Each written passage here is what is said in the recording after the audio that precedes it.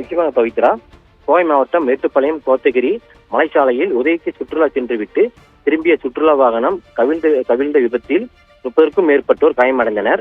சென்னை வியாசர்பாடி, பெரம்பூர் மற்றும் சுற்றுப்புற பகுதியில் ஒரு குழுவாக இணைந்து 16 பெரியவர்கள், 15 குழந்தைகள் என மொத்தம் 31 பேர் கடந்த 30ஆம் தேதி நீலகிரி எக்ஸ்பிரஸ் ரயில் மூலம் புறப்பட்டு 1ஆம் தேதி மேட்டுப்பாளையம் வந்தடைந்தனர். பின்னர் ஏற்கனவே ஆன்லைன் மூலம் பதிவு செய்த சுற்றுலா வாகனத்தில் மினி பேருந்தில் உதவிக்கு சென்றுள்ளனர். பின்னர் ஊட்டியை சுற்றி பார்த்துவிட்டு இன்று மாலை 5 மணி அளவில் ஊட்டியில் இருந்து தாங்கள் வந்த சுற்றுலா வாகனத்தில் மேட்டுப்பாளையம் திரும்பியுள்ளனர்.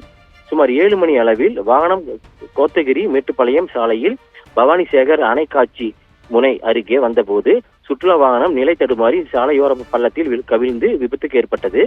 இதில் வாகனத்தில் இருந்து ஓட்டுநர் உட்பட 32 பேர் பலத்த காயமடைந்தனர்.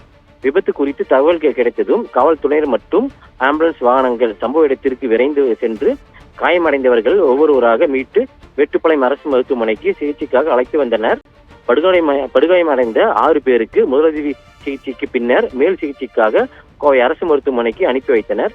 மீதி உள்ள குழந்தைகள், பெண்கள் உட்பட 20க்கும் மேற்பட்டோருக்கு மேட்டுப்பாளையம் அரசு மருத்துவமனையில் தொடர்ந்து சிகிச்சை அளிக்கப்பட்டு வருகிறது. இதனையே தற்போது வந்த தகவல் அடிப்படையில் சம்பவ இடத்திலேயே சுமார் 7 வயது சிறுவன் உடல் நசுங்கி பலியாகியுள்ளது பெரும் சோகத்தை ஏற்படுத்தியுள்ளது.